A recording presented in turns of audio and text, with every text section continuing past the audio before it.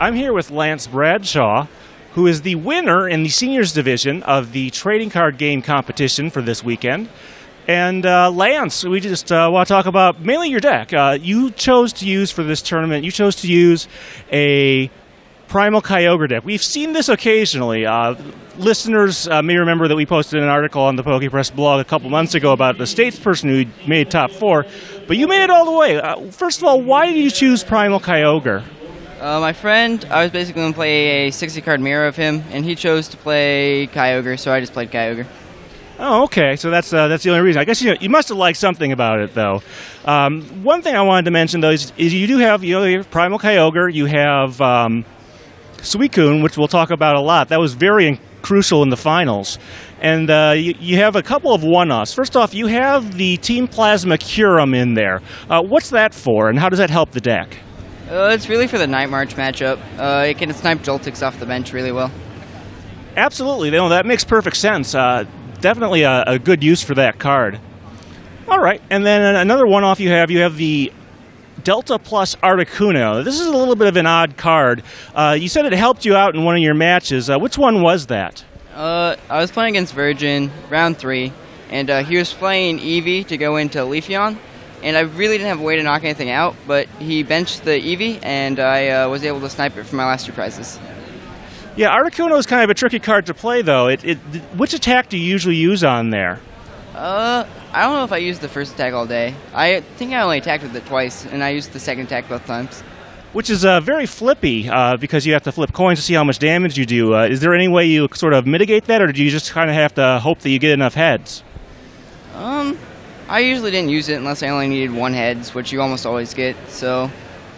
Yeah, the odds of getting them all 3 tails is 1 in 8. So, yeah, that kind of restricts its use, because you don't play Victini or a Trick Coin, but it's good to know that it did come in handy a couple times. All right, then. Well, let's talk about the finals. You were paired against a guy who was using a Metal Rayquaza deck. The Bronzong has gained a fair bit of popularity at this tournament. We've seen it in a number of different combinations as sort of a bit player there. What were your thoughts once you knew what kind of deck you were going up against? That's definitely my worst matchup. I knew I was going to have to get pretty lucky, and I did, because he prized Sacred Ash game 1 and 3, which let me win both of them. Yeah, actually, I would have thought that Virgin might be your worst matchup, but I suppose, he's got a very heavy hitter in that in that Mega Rayquaza EX, which can do a ton of damage. But you effectively hid behind your Suicune. Was that pretty much your plan from the start there? Yeah, my plan was to hit off his Heatran, because I knew he only played 1, and just use Suicune to sweep the rest of the game. Well, you did that very effectively in the first and the third games. He did get a pretty good shot at you on the second game to force the game 3.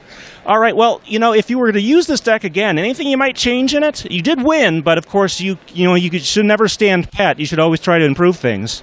I'd probably cut out the Articuno for a DCE.